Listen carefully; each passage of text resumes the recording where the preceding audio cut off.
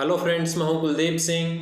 दोस्तों, कोविड-19 की इस महामारी के दौरान डॉक्टर्स और पुलिस फ्रंट लाइन पर काम कर रहे हैं। जहां एक तरफ सेंट्रल गवर्नमेंट के द्वारा ये आदेश दिए गए कि कोई भी पर्सन अपने घर से बाहर नहीं निकलेगा, क्योंकि कोविड-19 एक ऐसी बीमारी है जिसका कोई ट्रीटमेंट नहीं है।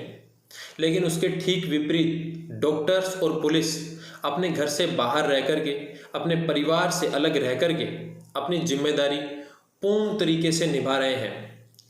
जहां एक तरफ रेड जोन, हॉटस्पॉट एरियाज़ में और कंटेनमेंट एरियाज़ में पुलिस के जवान बाहर खड़े होकर के अपनी ड्यूटी निभा रहे हैं, वहीं उसके ठीक विपरीत कुछ स्टेट गवर्नमेंट ने यह आदेश निकाल दिए कि पुलिस ऑफिसर्स की सैलरी कट की जाएगी। जितनी सैलरी उन्हें पहले मिल रही थी उसमें से कुछ कट करके ही उन्हें सैलरी दी जाएगी।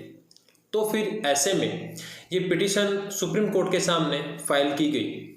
इस पिटीशन में जो पिटिशनर हैं मिस्टर भानु प्रताप, ये क्राइम ब्रांच के farmer assistant commissioner of police रह चुके हैं और इन्हें 430 अवार्ड भी मिल चुके हैं। इन्होंने बखूबी अपनी ड्यूटी निभाई है।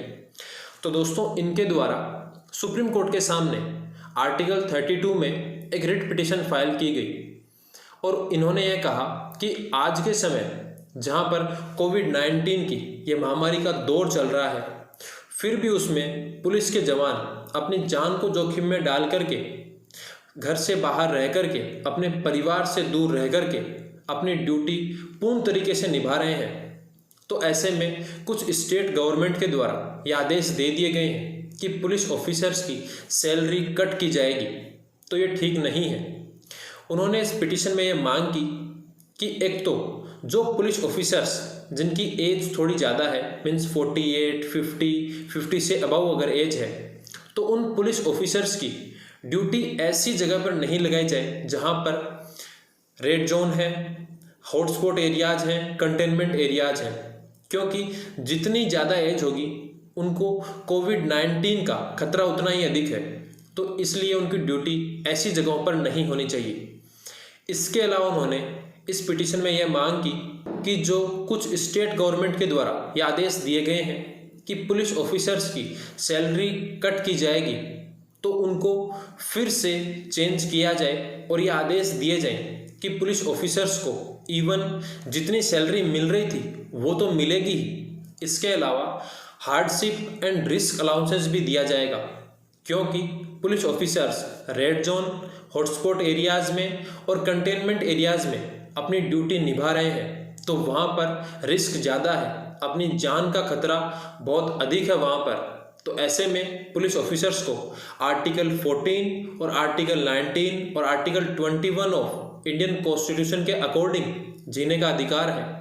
तो ऐसे में जब वो रिस्क लेकर के अपनी ड्यूटी निभा रहे हैं, तो उन्हें रिस्क एंड हार्डशिप अलाउंसेस दिए जाने चाहिए।